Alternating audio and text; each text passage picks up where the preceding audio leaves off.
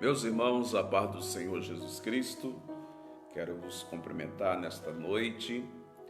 Nós hoje estou chegando, já faz alguns minutos, chegando da casa dos irmãos. Hoje tiramos o dia para estar visitando os nossos irmãos e já entregando a Santa Ceia. E chegamos agora e estamos aqui para podermos transmitir a primeira aula desse trimestre que nós estamos entrando, que seria feito amanhã, mas amanhã, durante o dia, estarei dando continuidade a esse trabalho de visitação à casa dos nossos irmãos, que não pode estar na igreja, levando a Santa Ceia, orando por eles, levando uma palavra de consolo a cada um deles. A CPAD, a nossa casa publicadora da Assembleia de Deus, ela fez uma edição especial para esse trimestre. Muitas igrejas, elas vão repetir a lição do trimestre passado, que fala sobre o estudo da carta de Paulo aos Efésios, mas aqueles que quisessem usar essa edição especial, que tem por tema os princípios divinos em tempos de crise. Nós estaremos estudando os livros de Neemias, o livro de Esdras, e hoje a primeira lição, que é a lição introdutória, ela vai nos trazer o livro de Daniel, o profeta. Então, eu creio que esse trimestre será uma bênção, esta lição, porquanto esta lição ela vai estar trazendo um contexto daquilo que nós hoje estamos vivendo relacionado ao coronavírus, a crise que está gerando no mundo inteiro e também, é claro, em nosso país. Alguns irmãos fizeram o pedido para mim das revistas. Hoje eu não tive tempo de chegar até as vossas casas, mas eu prometo que esta semana essa revista vai estar chegando em suas mãos, já está comigo, eu entreguei para alguns que eu pude, e na próxima aula você já vai poder estar acompanhando com a sua revista nas suas mãos. Hoje estaremos estudando a primeira lição, que é Daniel ora por um despertamento. Essa lição ela foi comentada pelo saudoso missionário Eurílio Bagster. Eurílio Bagster deixou para nós um relevante tesouro teológico. Ele escreveu pela casa publicadora 5 comentários bíblicos e ele também fez 35 comentários da revista da Escola Bíblica Dominical durante o tempo em que ele estava em vida e trabalhou aqui no Brasil como pastor, missionário, e ele atuou muito na área do estudo e do ensino da palavra de Deus na nossa igreja Assembleia de Deus. E esta lição é uma edição especial, mas foi uma lição lançada no ano de 1993, só não vou saber dizer qual trimestre agora, mas é uma edição especial para o momento que nós estamos vivendo hoje. Pois muito bem, então o assunto da lição de hoje é Daniel ora por um despertamento.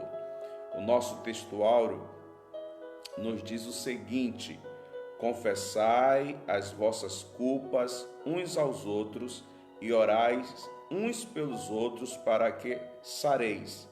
A oração feita por um justo pode muito em seus efeitos.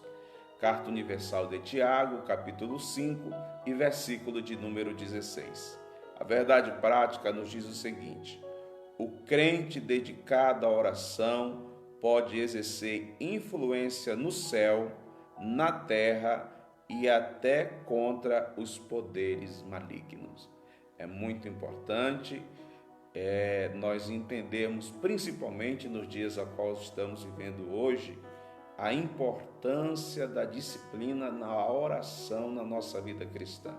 A oração é muito importante para a igreja do Senhor aqui na terra. Quando você lê a biografia de Jesus Cristo no Evangelho de Lucas, Lucas é o evangelho que mais mostra Cristo Jesus se retirando para orar, indo para os desertos para orar, indo para os montes orar, buscar a Deus em oração. É o Evangelho de São Lucas.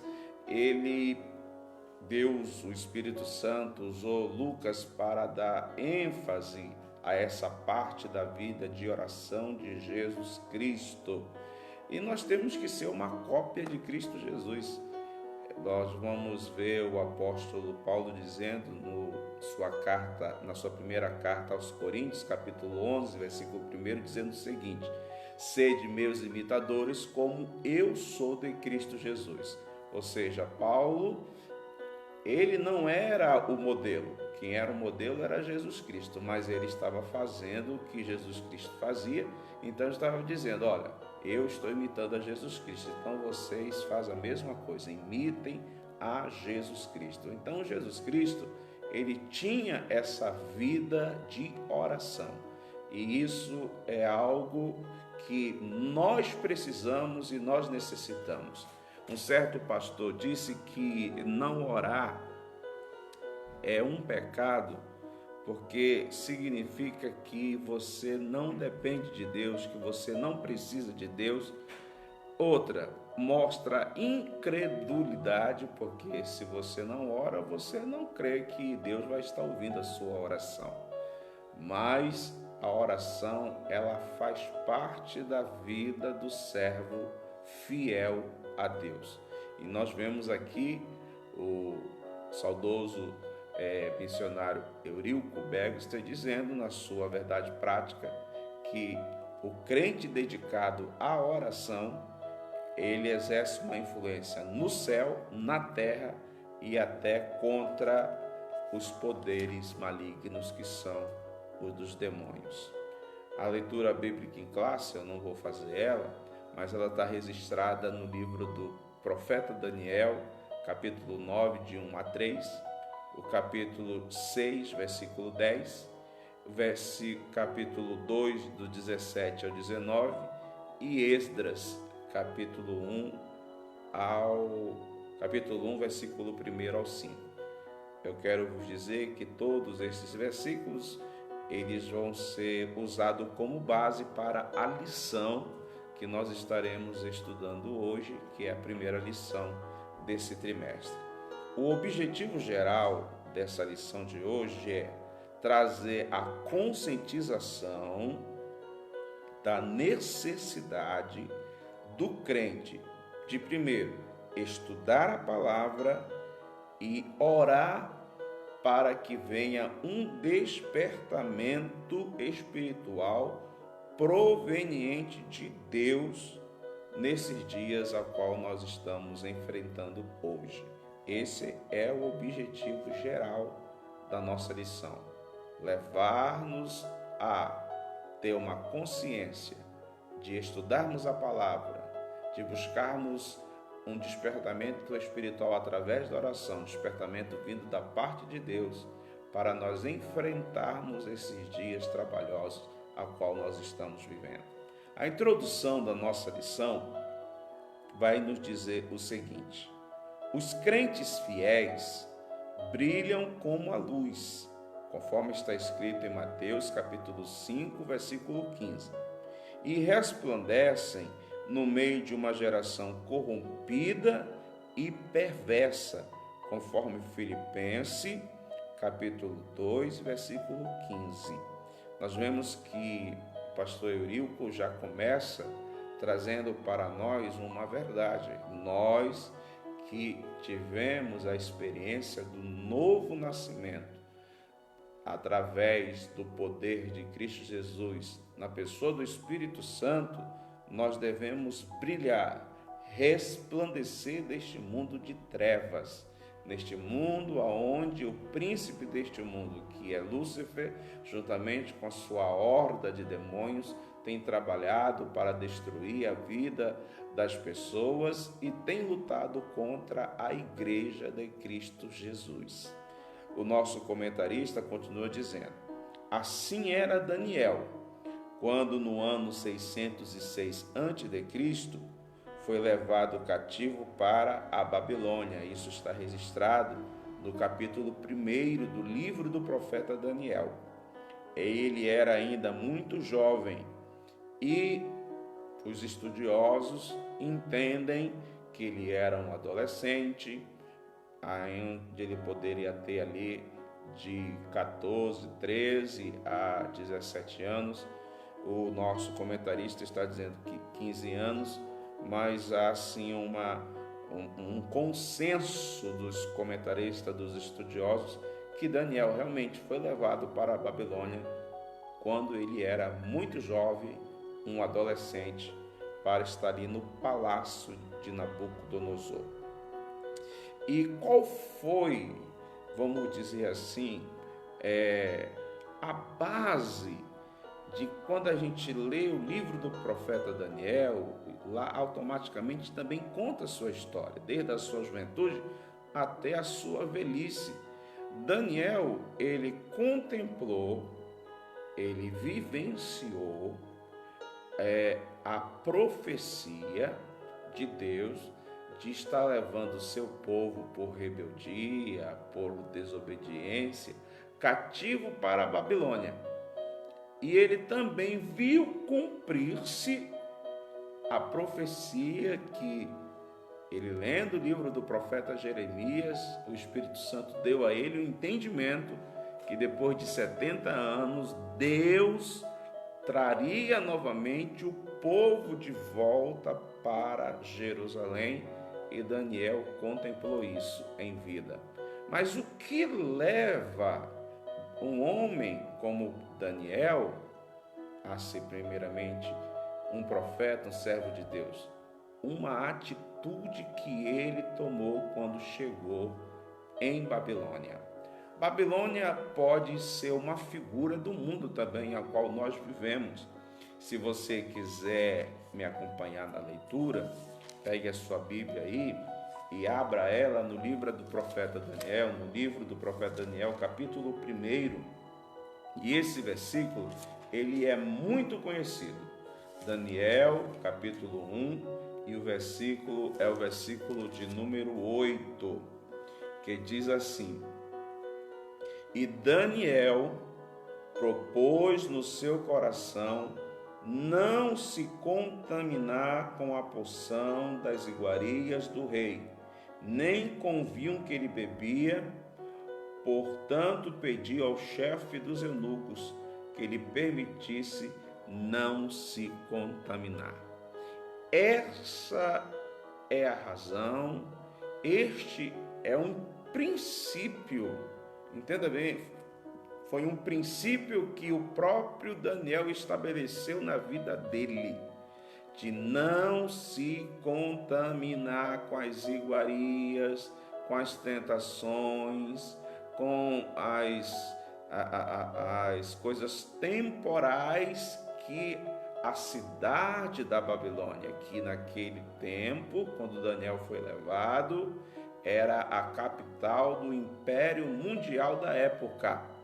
Era uma cidade linda, que chamava atenção. Diz os historiadores que o templo de Bel, que era o deus que os babilônicos eles adoravam, ficava em uma torre chamada Zeruc, era uma torre muito alta, e em cima da torre foi feito o templo com lajotas azul.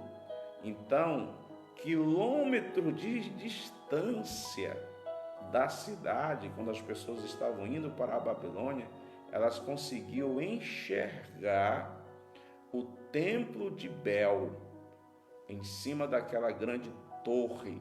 Era como se fosse um sinaleiro, e eles viam aquela cor azul brilhante. Também Babilônia era conhecida, ela teve uma das 7 maravilhas do mundo antigo, que foi os jardins suspensos de Nabucodonosor. Então veja bem, diante de tanta grandeza, de tanta beleza, de tanta tentação, Daniel, um adolescente, ele propôs no coração dele não se contaminar com nada que a Babilônia oferecia. Não quis se contaminar, vamos dizer assim, comer, porque a ordem de Nabucodonosor foi: o que eu como, estes moços que vão estudar, vão se preparar para ser meus servos, vão comer da mesma comida e vão beber do mesmo vinho que eu bebo. Mas Daniel falou: eu não quero comer esta comida que o rei come, eu não quero beber este vinho que o rei bebe, porque ele sabia que era consagrado a demônios, consagrado aos deuses babilônicos, e ele então não queria se contaminar. Ele ali fez, vamos dizer assim, dentro do seu coração, ele fez ali uma aliança com Deus, de servir a Deus, mesmo que não estivesse na terra dele, estivesse na terra estrangeira, mas ele fez uma aliança com Deus de não se contaminar. E isso é uma lição para nós. Por que uma lição para nós? Porque nesta terra não somos daqui, nós estamos em uma terra estrangeira. Aqui não é a nossa casa final, não é o nosso endereço final. A Bíblia Sagrada, ela nos revela que a morada dos santos é a Nova Jerusalém. No Evangelho de João, capítulo 14, a partir do versículo 1, Jesus Cristo promete que na casa do Pai dele, a Nova Jerusalém, há muitas moradas. Então nós estamos de passagem por aqui, meus amados irmãos. E a exemplo de Daniel, devemos colocar este princípio em nosso coração. E é uma luta que todo cristão tem dentro de si, porque vivemos neste mundo e somos atacados 24 horas pelo maligno para nos contaminarmos com as coisas deste mundo. Pois muito bem, dando continuidade, depois da introdução existe o primeiro tópico, e este primeiro tópico ele está dividido em 3 subtópicos. E o primeiro tópico tem por tema: Daniel foi despertado para orar. Entenda que dentro da nossa leitura bíblica em classe, vamos ler aqui Daniel capítulo 6, se você quiser acompanhar na Bíblia, abra aí no livro do profeta Daniel capítulo 6, e o versículo vai ser o versículo de número 10, que diz assim, Daniel, pois, quando soube que as escrituras estavam assinadas, entrou em sua casa. Ora, havia no seu quarto janelas abertas para a banda de Jerusalém. E era costume 3 vezes no dia se colocar de joelhos e orava e dava graças diante do seu Deus, como também antes costumava fazer. Jesus Cristo, ele, quando estava no jardim do Getsêmani, nós vemos isso no Evangelho de Mateus, lá no capítulo 26, quando ele pediu para Pedro, Tiago e João velar com ele em oração. Na primeira hora, uma hora de oração, Jesus se distanciou mais ou menos uns 50 metros, e ali então ele foi orar e a sua alma se agonizou diante do que ele ia passar. Quando ele voltou onde os discípulos estavam dormindo, estavam cansados. Foi um dia muito agitado aquele dia, muito corrido, muito trabalho, canseira veio e dormiu. E ele os acordou e falou: nenhuma hora poder desvelar comigo? Ele voltou novamente lá a orar. Veio a segunda vez, lá estavam os discípulos dormindo de novo. E ele repete a mesma palavra. E ele diz o seguinte para eles: vigiai e orai, porquanto o espírito está pronto, mas a carne ela é fraca. Então, a oração é uma necessidade na vida do cristão. Temos essa necessidade de orar. É através da oração que alcançamos as bênçãos, as vitórias, e é onde nós recebemos de Deus, é claro, as respostas às nossas necessidades. muitas decisões que nós tomamos muitas vezes sem pedir a orientação de Deus, ou pedirmos, vamos dizer assim, a resposta de Deus. Alguns de nós tem pessoas que até oram, mas eles só querem receber o sim de Deus, não querem receber um não de Deus. E é interessante que na Bíblia Sagrada, o primeiro não registrado na Bíblia veio da boca de Deus. O primeiro não que nós vemos na Bíblia não veio do homem, veio da boca de Deus. Está escrito lá em Gênesis, quando ele olha para Adão e fala assim: não é bom que o homem esteja só. Então Deus pode falar tanto sim, como também ele pode falar não. Mas nós muitas vezes não queremos ouvir o não de Deus, só queremos ouvir o sim de Deus. Mas devemos estar preparados. Mas voltando ao assunto, nós vemos na vida de Daniel que ele buscava a Deus em oração para resolver problemas que ao homem era impossível de resolver. E Daniel é um exemplo de que a oração tem sim efeito. A oração tem sim poder de resolver problemas em todos os âmbitos e em todas as esferas.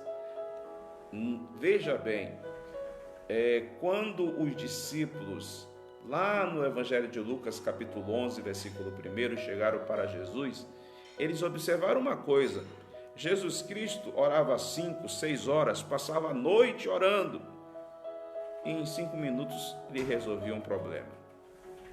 Agora tinha pessoas que oravam 5 minutos e passava 5, 6 horas e não resolvia nada. Então eles perceberam a importância do poder da oração, e eu quero que você, meu amado irmão, entenda isso. Muitas vezes nós queremos resolver os problemas ao nosso próprio modo. Nós não perguntamos a Deus, nós não oramos a Deus, nós não vamos ao nosso pastor conversar com ele, pedir a ele para orar juntamente com ele, para que Deus venha dar resposta. Eu tenho uma experiência de um irmão que eu com ele, para Deus dar resposta para algo que ele queria, Deus levou 12 meses, irmãos. E ele chegava para mim e falava: pastor Hudson, Deus falou até através de profecia, mas eu não vejo nada se abrir, nada se cumprir. O que eu faço, pastor? Eu falava para ele: vamos continuar orando, vamos continuar orando. E eu orava, e ele orava, e eu orava: Senhor, tem misericórdia, Pai, porque eu não tinha respostas. Quem tinha resposta era o Senhor. E foi um ano de batalha de oração. Mas quando Deus respondeu, as portas sobre a vida deste irmão abriu de uma maneira gloriosa mesmo.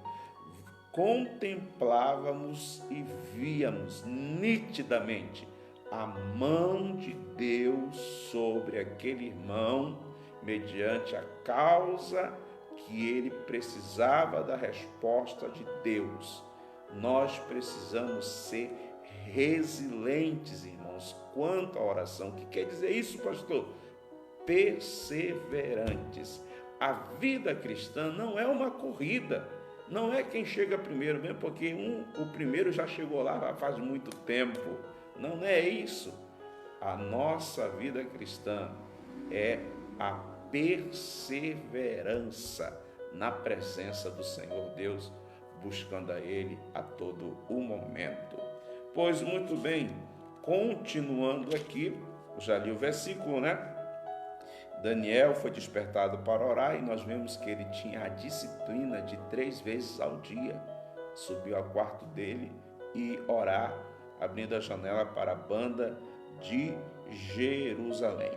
Ao ler o livro do profeta Jeremias, capítulo 29, versículo 10, ele observou que os 70 anos do cativeiro na Babilônia estava para findar. Assim, Daniel começou a orar com jejum. Deixa eu chamar a atenção. Tem muito crente que não jejua mais, que acha que faz tempo que não sabe o que é jejum. Jejum, irmãos, é uma prática que faz parte da vida daquele que serve ao Senhor. Para vos lembrá-los de um episódio que está nos Evangelhos, primeiro vou explicar algo. Lá no Evangelho de Lucas, lá na altura do capítulo 10, Jesus Cristo pega os apóstolos e pega alguns discípulos e faz pares, são 70. E o Senhor ora por eles e manda-os ir em cidade em cidade, levar o Evangelho, orar pelos enfermos, expulsar demônios. Ele dizia com pressa, não saudai ninguém no caminho, e fazer a obra. Eles foram.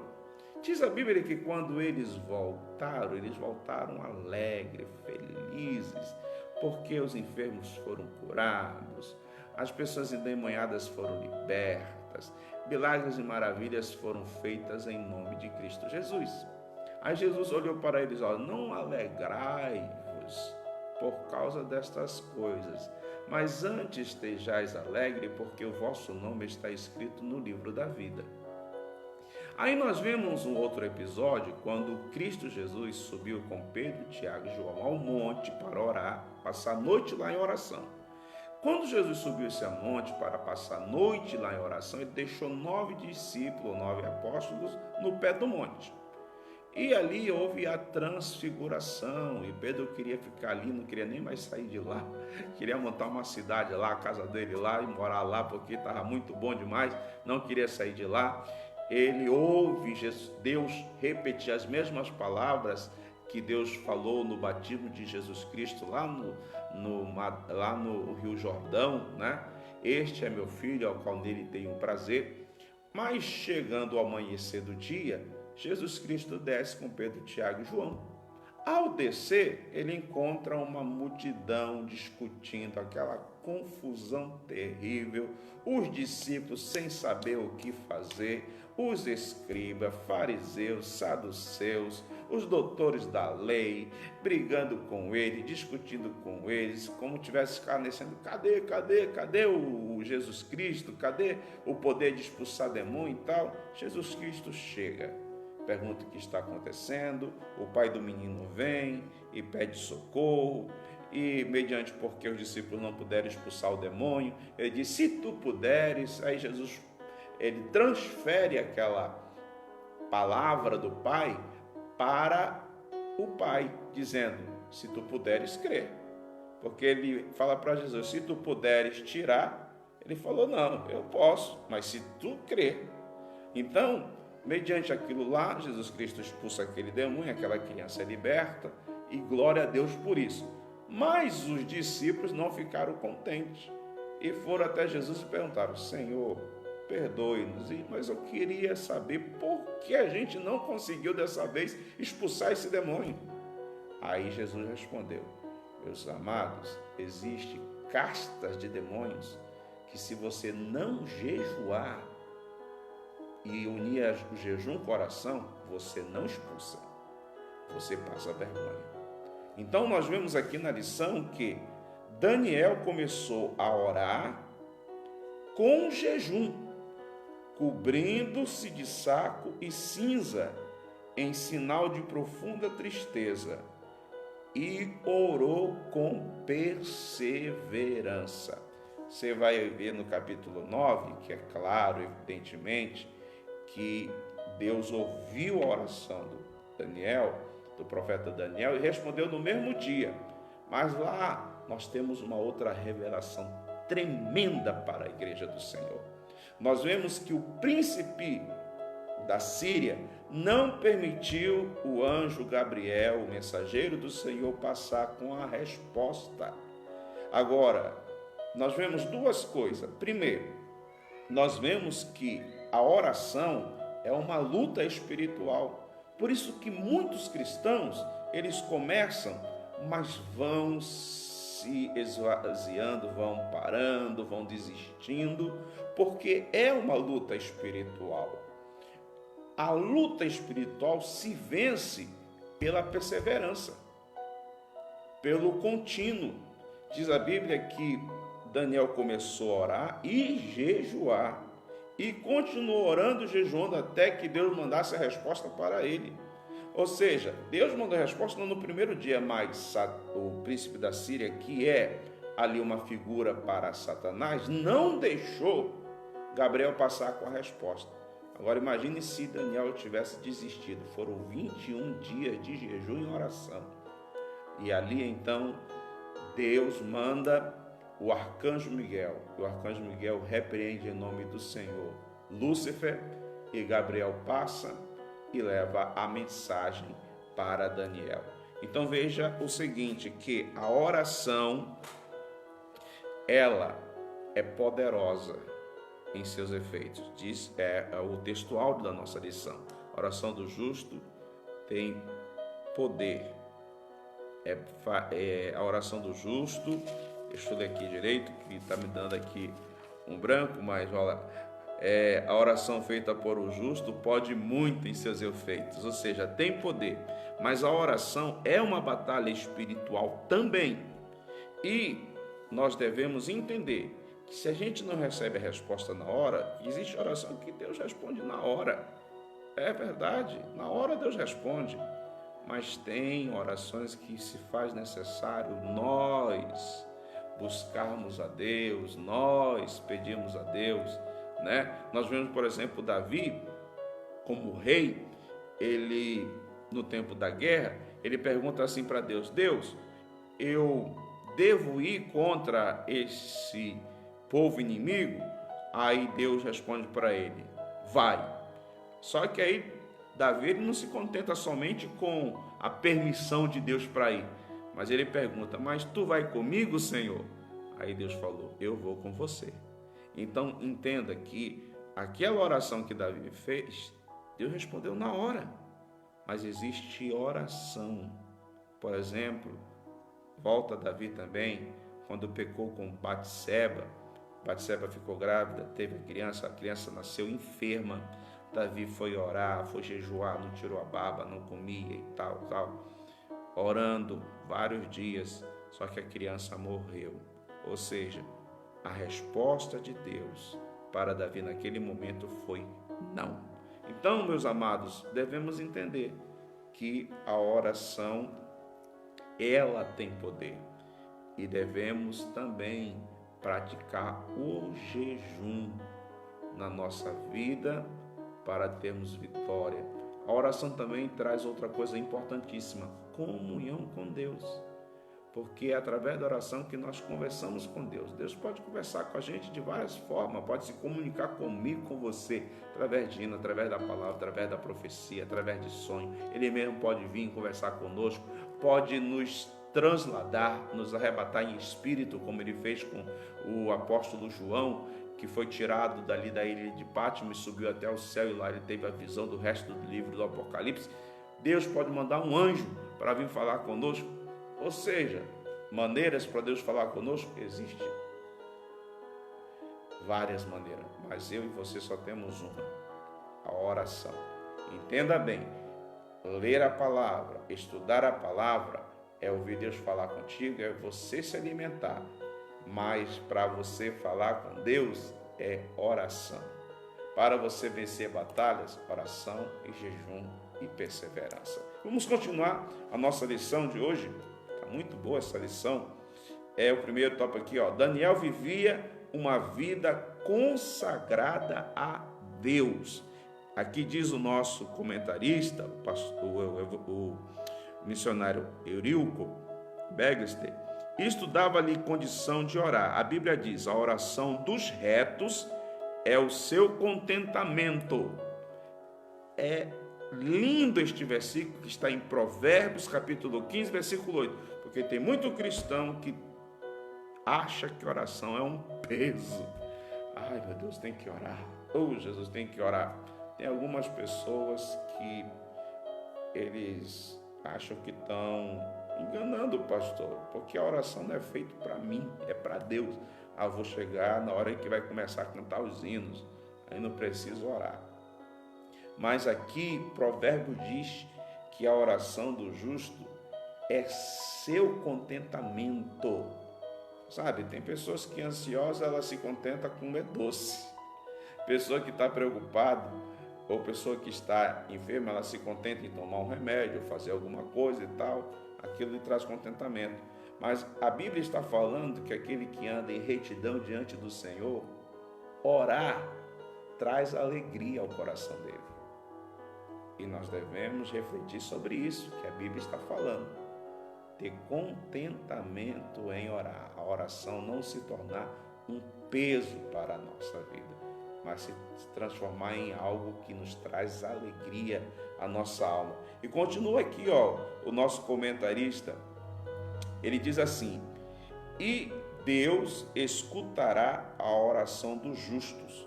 Provérbios capítulo 15, versículo 29.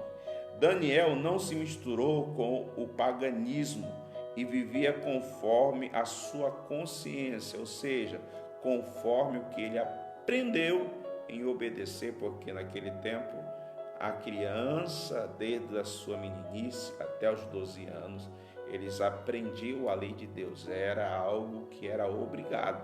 A mãe e os pais tinham que ensinar.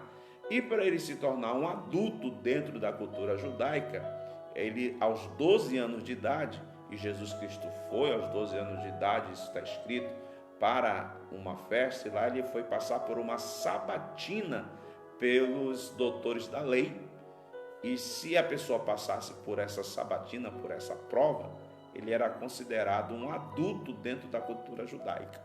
Então, Daniel, ele não se contaminou com o paganismo que havia na Babilônia, né? Mas ele vivia conforme a sua consciência. E qual era a consciência de Daniel? Na nossa revista está aqui, o temor do Senhor. Agora a pergunta que eu trago é o seguinte: primeiro, a Provérbio vai nos dizer que a sabedoria é o temor do Senhor. Pois muito bem, mas o que é o temor ao Senhor? Se você quiser abrir a Bíblia no livro de Provérbios, capítulo de número 8, Provérbios, capítulo de número 8, e o versículo é o número 13. Provérbios 8, e o versículo é o 13. Diz assim na minha tradução: o temor do Senhor. Então, eu fiz a seguinte pergunta: o que é o temor do Senhor? Aí a própria Bíblia responde isso. Ele diz assim no capítulo 8 de Provérbios, versículo 13: o temor do Senhor é odiar o mal, a soberba, a arrogância, o mau caminho, a boca perversa, odiá-los. Ou seja, o temor a Deus é não compactuar com o mal.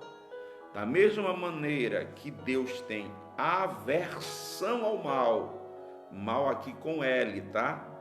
Mal, raiz para a palavra maligno.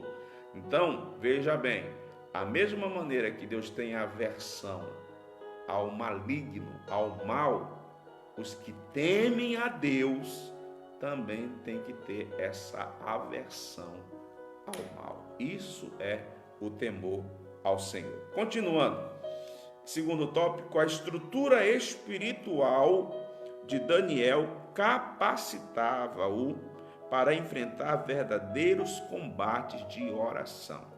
Irmãos, não é assim simplesmente. A oração, ela vai sendo disciplinada em nós. Nós vamos crescendo no âmbito do combate da oração. Então, não é assim, pessoas chegar, não, hoje eu vou orar 8 horas, aí amanhã, não, esse negócio de orar 8 horas não dá certo não, mas eu vou orar só 1 minuto mesmo, tá bom demais. Não, Daniel, ele disciplinou a vida dele para 3 vezes, eu não sei quantas horas era, a Bíblia só nos diz que 3 vezes ao dia. Ele era pontual, 3 vezes ao dia ele estava na presença do Senhor. Então, e você pode me perguntar, então pastor, quanto tempo eu devo orar? A Bíblia responde. Paulo escreve aos Tessalonicenses, lá no capítulo 5, orai sem cessar. Esse é o tempo. É a própria Bíblia que fala isso. Mas não significa que você tem que parar tudo que você está fazendo só para orar. O que eu quero,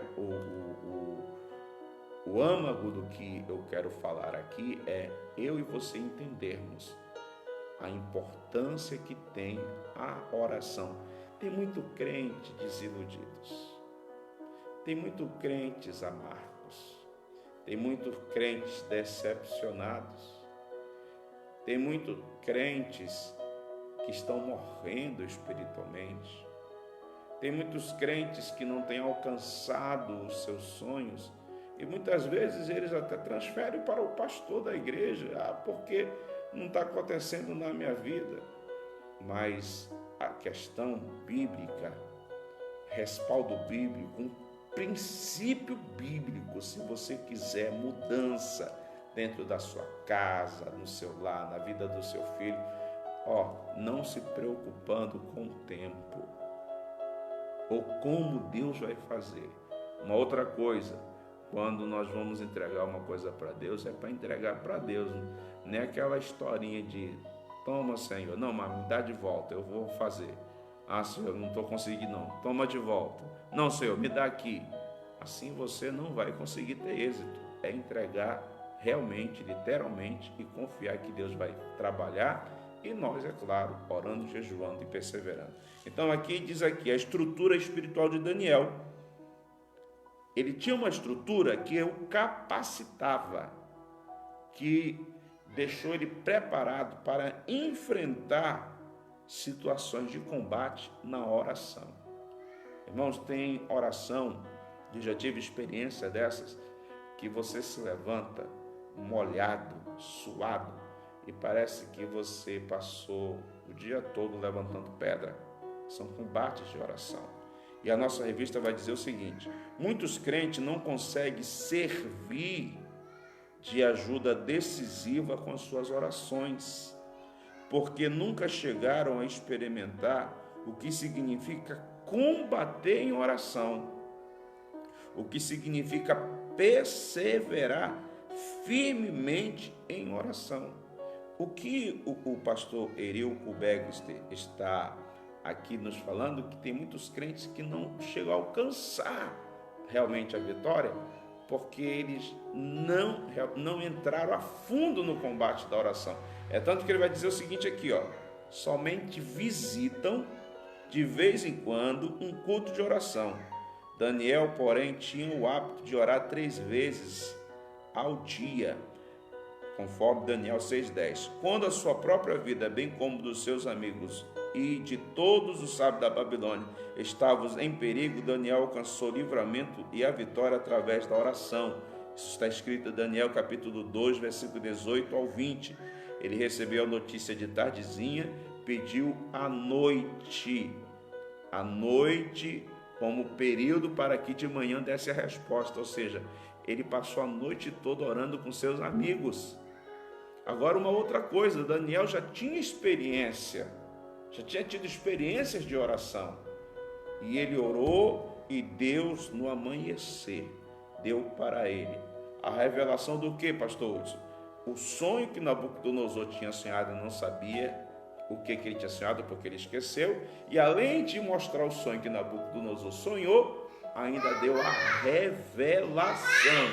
a revelação do sonho que ele tinha sonhado. Estou aqui com a presença da minha queridíssima Rayari, que está me chamando aqui. Mas continuando aqui, meus amados irmãos, nesta noite, vamos lá ao terceiro tópico. Coincidindo com o período de oração de Daniel, profundas mudanças estavam para acontecer na Babilônia. Então veja bem, Daniel começou a orar. O reino da Babilônia estava em guerra com os medos e persas. Com os medos e persas. O rei da Babilônia era, na época, Nabonido. O seu filho Belsazar estava na capital da cidade da Babilônia, cuidando dos assuntos administrativos do governo. Mas Belsazar resolveu fazer uma festa, né? Então, ele faz uma festa para os seus grandes capitães de exército, generais, e estando já bêbado, embriagado, ele manda seus servos pegar os utensílios sagrados da casa do Senhor, que seu avô tinha trazido de Jerusalém, quando destruiu Jerusalém, destruiu o templo, e ele e os seus convidados começaram a beber. Diz aqui, em Daniel, capítulo 5, do versículo 2 ao 4, dizendo: E ele e todos os seus convidados beberam vinho nestes vasos santos. O que aconteceu? Primeiro, houve ali uma mistura do que era santo com o profano. E nós, como cristãos, não podemos misturar o sagrado com o santo. Se você ler em casa, Levítico 10:10, anote aí, Levítico 10:10 e Ezequiel 44:23, lá vai dizer que não pode se misturar o sagrado com o santo. E nós vemos então que o que aconteceu? A taça da ira do Senhor chegou no limite. Então Deus ali escreve na parede aquelas palavras, a qual diz aqui, houve então uma intervenção divina. Uma outra coisa que eu quero dizer para você: Deus não faz nada errado. Tudo está no controle de Deus. Você e eu devemos compreender isso e entender isso. Por isso que eu gosto muito de citar Hebreus 11:6. Sem fé é impossível agradar a Deus, porque se faz necessário que aqueles que buscam a Deus creia que Ele existe e que Ele é galardoador daqueles que o buscam. Então entenda, Deus não faz nada errado, Deus faz tudo certo. E aqui a Bíblia vai dizer que quando Belsazar pegou os utensílios consagrados para a adoração de Deus, profanou, Deus interviu. Deus entrou com intervenção naquele momento, acabou a festa. E ninguém sabia falar ou dizer o que estava escrito na parede, até a mãe de Belsazar dizia: existe um homem aqui no reino, que seu avô trouxe, o nome dele é Daniel, e o Espírito dos deuses estão com ele. Chama ele que ele vai saber dizer para você o que é que está acontecendo. E Belsazar falou o seguinte: quem conseguir me dar a tradução vai ser terceiro no meu reino, colocarei um anel de ouro no dedo dele e vou fazer ele assentar numa cadeira de ouro. Quando Daniel chegar lá, ele diz assim: esses presentes ficam para ti, mas eu vou te dar sim a revelação. Pesado forte na balança, foi achado em falta, e o teu reino foi dividido e foi dado aos medos e persas. E nós vamos ver que nesse mesmo capítulo 5, no versículo 30, quando Deus estava escrevendo ali, diz os historiadores que a cidade da Babilônia era tão grande, tão grande, tão grande, que quando Deus escreveu, os medos e persas, eles já tinham desviado o rio e já estavam entrando na Babilônia para conquistar. O versículo 30 do capítulo 5 diz o seguinte: e naquela mesma noite em que Deus escreveu na parede, Daniel deu a revelação, foi morto Belsazar, rei dos babilônicos, o rei dos caldeus. Nós temos outros exemplos na Bíblia Sagrada. Quando nós vemos a intervenção aqui, entenda uma coisa: Deus pode intervir no reino, Deus pode intervir num país, Deus pode intervir na história de um povo. Está na Bíblia, pastor? Sim. Quando você lê Gênesis capítulo 15, versículo 16, Deus fala para Abraão: Abraão, a taça da ira contra os amorreus ainda não está cheia, mas daqui a 400 anos eu vou visitá-los e vou destruí-los, porque a taça vai estar cheia. Ou seja, Deus estaria dando tempo de 400 anos para os amorreus, para que pudesse mudar. Mas se eles não mudassem, Deus ia intervir na nação dos amorreus, e foi o que aconteceu, foram destruídos. Deus pode intervir na vida de um homem. Deus pode intervir na vida de uma cidade, Sodoma e Gomorra. O juízo de Sodoma e Gomorra chegou, encheu a taça, e Deus destruiu aquela cidade por causa do pecado dos moradores de Sodoma e Gomorra. Então nós podemos ver que Deus pode intervir na vida de um rei, na vida de um povo, na vida de uma cidade e na vida até de uma pessoa. Se você quiser abrir Provérbios capítulo 29, Provérbios 29 e versículo 1, Provérbios 29 e versículo 1 diz assim, o homem que muitas vezes é repreendido e endurece a sua cerviz, de repente será destruído sem que haja remédio. Então veja bem que a intervenção divina tem a misericórdia do Senhor. Deus avisa, Deus fala, mas se a pessoa não quiser ouvir, evidentemente ele será destruído pela ira divina. Vamos então ao segundo tópico da nossa lição desta noite, entrando a resposta à oração de Daniel. Pois muito bem, Daniel havia orado, lembrando-se da promessa de Deus registrada pelo profeta Jeremias. Jeremias 29:10 diz: vos visitarei e cumprirei sobre vós a minha boa palavra, tornando-vos a trazer a este lugar. Nós vemos aqui um princípio. Deus tem um tempo certo para todas as coisas. Não adianta nós ficarmos ansiosos. Nós somos seres humanos e podemos muitas vezes sofrer de ansiedade, ter ansiedade. Tem pessoas que sofrem até adiantados, podemos assim dizer. Mas nós devemos entender que Deus está no controle de tudo e há um tempo certo para todas as coisas daquilo que Deus quer. Isso está escrito em Eclesiastes. Há um tempo certo para tudo debaixo dos céus. Esse segundo tópico está dividido em 2 subtópicos. E o primeiro subtópico diz: a Bíblia relata o que realmente aconteceu. No primeiro ano, ou seja, com a queda do reino da Babilônia, nós vemos o início do Império Médio-Persa. E quem estava reinando ali? Ciro.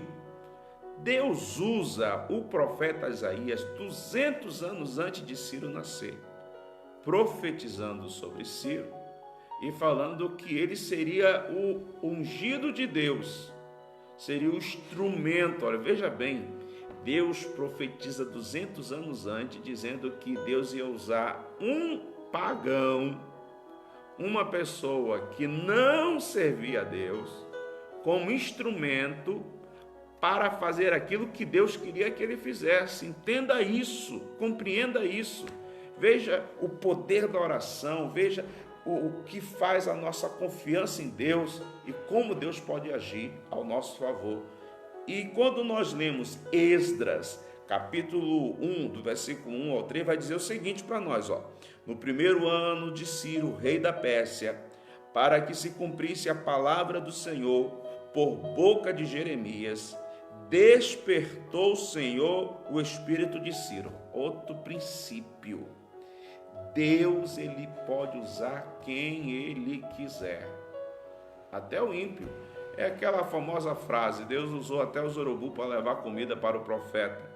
Então diz a Bíblia que foi o próprio Deus que despertou o interesse. Quando fala aqui espírito, o interesse do rei Ciro pelo Deus de Israel e pelos livros dos profetas israelitas. Vamos dar continuidade aqui,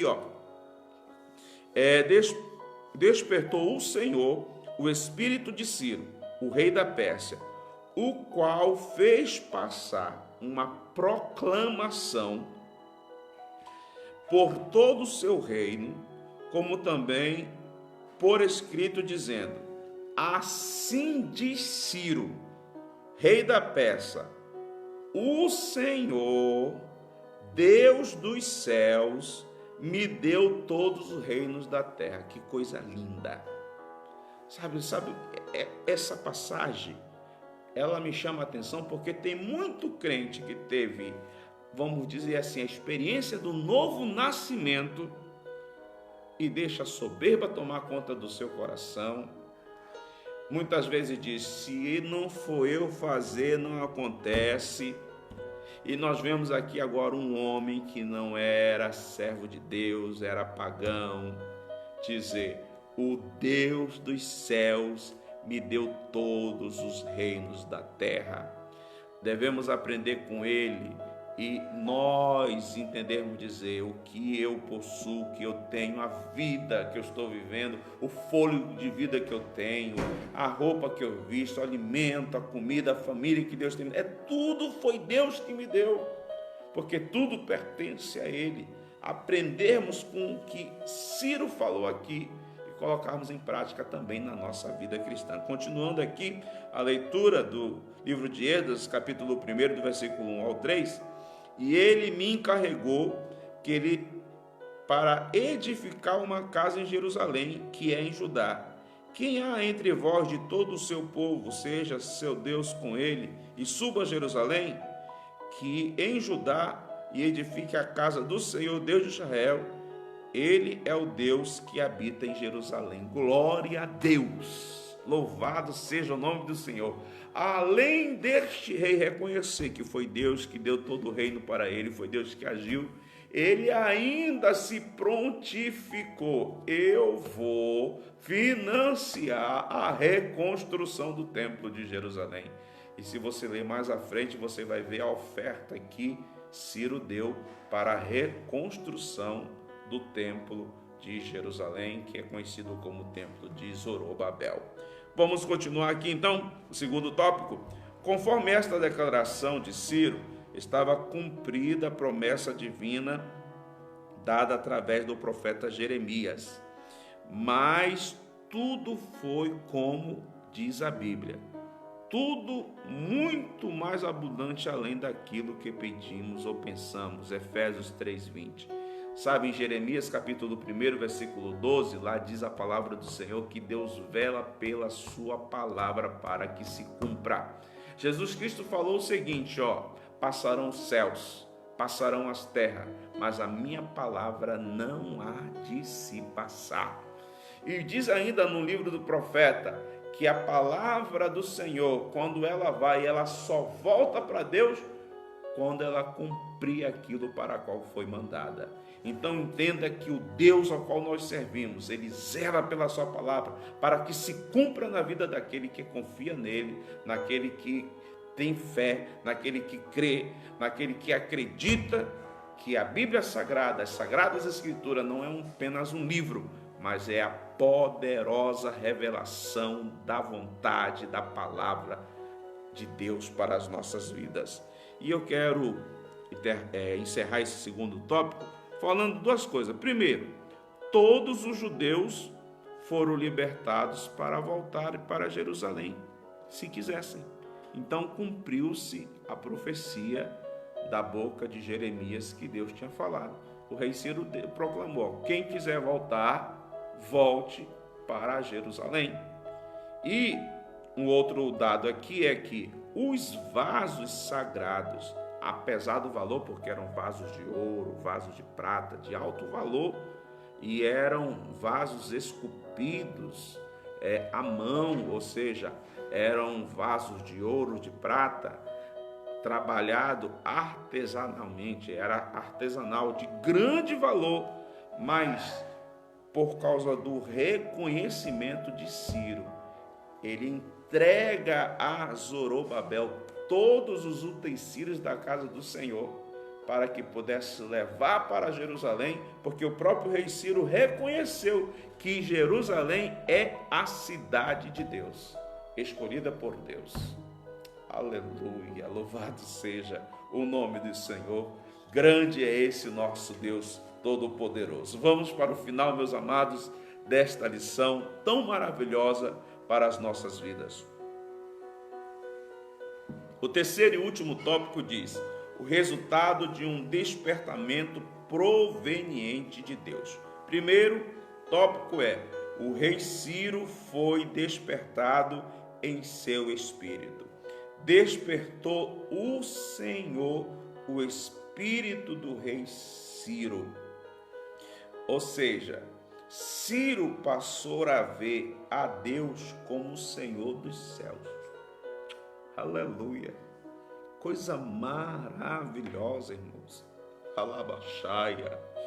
Irmãos, entenda nesta noite, se um pagão, se uma pessoa que não, antes de conquistar a Babilônia, nunca teve uma experiência com Deus, mas quando ele teve essa experiência, viu seu nome escrito no livro do profeta Isaías, 200 anos antes dele nascer, ele então, primeiramente, Deus despertou nele um interesse, é claro, mas ele reconhece. Reconhecer, irmãos, está ligado à gratidão. Sermos gratos a Deus pelo que Ele faz por nós, da maneira como Ele trabalha em nossa vida, como Ele age em nosso ser. Então, quando nós vemos aqui, Ciro passou a ver. Esse ver aqui é reconhecer, entender, crer, acreditar que Deus é o Senhor dos céus. Aleluia! Interessante que ele não precisou de muito tempo para reconhecer. Tem algumas pessoas que penam. Tem alguns crentes que, meu Deus do céu, sofrem tanto para chegar nessa conclusão que o rei Ciro chegou. Nabucodonosor teve que passar 7 anos com as unhas crescidas, com penas de aves nas costas, com mente de animal e comendo capim. Ele teve que passar 7 anos para poder dizer que só existe um Deus, e este Deus está nos céus e é dono dos céus. Outro que, para poder reconhecer, que o nosso comentarista traz aqui, é Saulo. Saulo achava que estava fazendo certo, perseguindo a igreja do Senhor, até o momento que ele teve um encontro com Cristo Jesus. Ali no caminho de Damasco, aonde ele vê aquela luz, ouve aquela voz dizendo: Saulo, Saulo, por que tu me persegues? Ele pergunta: quem és tu, Senhor? E Jesus responde: eu sou Jesus Cristo, a quem tu persegues. Ou seja, Paulo teve que cair do cavalo, teve que ficar cego para depois ser curado, para que a verdadeira visão espiritual fosse estabelecida e ele viesse entender que Deus é o Rei dos céus. Então, meus amados irmãos, que nós possamos, como Ciro, reconhecer, entender isso e aceitarmos que o Senhor é Rei dos céus. E qual o significado disso? O significado disso já falamos durante toda a lição. Deus está no controle de todas as coisas.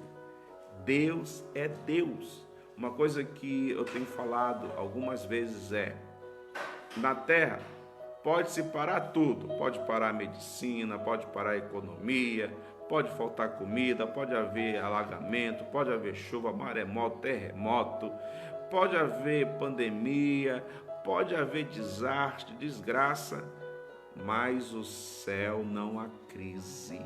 Os planos de Deus não são paralisados. Estamos em plena pandemia mundial do coronavírus. Muitas empresas fechadas, muitas pessoas sendo tiradas dos seus trabalhos, dos seus empregos, pessoas aprisionadas dentro de casa, tantas coisas acontecendo. Mas o plano do Senhor continua. O plano do Senhor não parou. Aquilo que Ele estabeleceu continua. Não está estacionado, não está parado. No céu não está havendo crise. Então entenda que o Deus que você serve está acima de todos esses problemas que estão acontecendo aqui na terra. E aqueles que confiam no Senhor, como diz o salmista, são como os montes de Sião que não se abalam.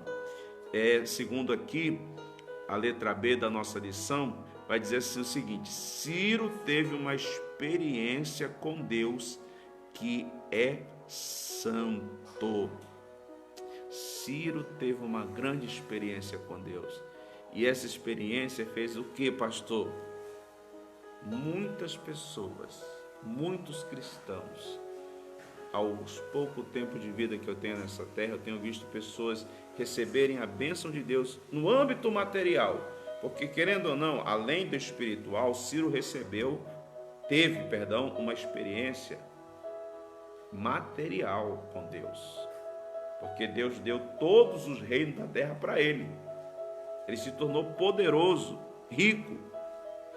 E quantos cristãos saíram vamos dizer assim, de um patamar material e subiram e esqueceram que quem fez aquilo não foi ele, foi Deus. E muitos têm quebrado a cabeça, muitos têm se rebelado contra Deus, muitos não têm reconhecido isso, muitos não têm sido gratos, muitos têm até se desviado, se deixando ser dominado pelo demônio da avareza que se chama Mamon. Mas Ciro teve uma experiência com Deus. E nessa experiência com Deus, vou retornar a frisar o que o pastor, o missionário Eurico Berges está dizendo aqui na lição. Ele pegou todos aqueles vasos, todos os utensílios valiosíssimos, com pedras preciosas, de ouro, de prata, né? Foram feitos manualmente, eram peças únicas e valiosas. E ele pega tudo aquilo e entrega na mão de Zorobabel, entrega na mão dos judeus que estão voltando para Jerusalém, para colocar no templo que será reerguido. Que coisa gloriosa, hein, meu amado? Que coisa maravilhosa. Agora a pergunta vem: e nós? Como estamos lidando com aquilo que Deus tem dado para nós? Será que nós estamos tendo essa mesma experiência com Deus? Estamos sendo gratos com Deus também? Devolvendo aquilo que pertence a Deus? Veja que nós vamos ver que Ciro, ele não se converteu ao Senhor, ele reconheceu Deus como o Senhor, o Deus eterno, mas não que ele se converteu a Deus. Os irmãos estão entendendo? Mas as atitudes que ele teve foi a atitude de uma pessoa que se converte a Deus. Agora, nós que somos salvos na pessoa de Cristo Jesus e temos Deus como Senhor, estamos agindo como Ele? Atentamos, por favor, para a atitude deste rei, que entendeu que o Deus dos céus deu todos o reino para ele. Ele teve uma experiência material, como também teve uma experiência espiritual, que ao final, já estou encerrando. Mas ele entendeu isso e devolveu para Deus aquilo que pertencia a Deus, que foi consagrado a Deus. E eu e você devemos entender que daquilo que Deus nos dá para o nosso sustento tem algo que é sagrado, que pertence a Deus, e nós devemos devolver para Deus, por fé, que são os dízimos. Agora, o último tópico diz assim: o rei Ciro recebeu bênçãos espirituais. A Bíblia, ela não vai nos revelar nesse ponto, como diz um certo ensinador da palavra de Deus, aquilo que a Bíblia se cala, quem somos nós para dar voz, né? Então a Bíblia se calou, quem sou eu para dar voz? A Bíblia vai dizer que em Isaías 45, versículo 1, que Ciro foi chamado por Deus de ungido do Senhor. Isso faz uma menção porque ele também teve, da parte de Deus, experiência espiritual, recebeu bênçãos espirituais. Quais são elas? A Bíblia não nos diz. A Bíblia se cala. Mas entendemos que dentro dessa bênção espiritual foi o despertamento que houve, e esse despertamento, tudo começou porque Daniel, lendo o livro do profeta Jeremias, o Espírito Santo fez ele entender que a profecia estava para se cumprir, e ele orou ao Senhor para que essa profecia se cumprisse e para que ele pudesse, orando, pedindo a Deus, ver essa profecia se cumprindo, e se cumpriu, e houve um avivamento naquele momento, tudo porque um homem se colocou na brecha para orar. Que eu e você possamos, com esta lição maravilhosa, aprendermos, e como disse Tiago na sua carta universal, lá no capítulo 2, ele diz o seguinte: não sejais vós somente ouvintes da palavra de Deus, mas praticante da mesma. Então, que eu e você, nesta noite de sábado, com esta palavra, possamos remoê-la, Os pastores antigos diziam o seguinte, que os bois passavam o dia comendo, mas quando chegava a noite, aí ele tinha um local aqui, que toda a grama que ele comia, essa grama era guardada para poder ele à noite remoê-la. Então, que eu e você possamos remoer esta palavra, colocar e permitir que ela fique no nosso coração, na nossa mente, e colocarmos ela em prática na nossa vida. E eu convido você para a próxima lição da escola dominical, semana que vem. E se você ainda não tem a revista, tenho exemplares comigo, sobrando. Mande para mim um sinal no zap, o seu nome, dizendo: pastor, eu quero um exemplar dessa revista. E não se preocupe que eu estarei levando aí na sua casa aí para você. E eu quero dizer para você que é o melhor investimento. Uma Coca-Cola hoje acho que deve estar uns 8, 9 reais. Além de fazer mal, destruir o organismo, se acaba rapidinho.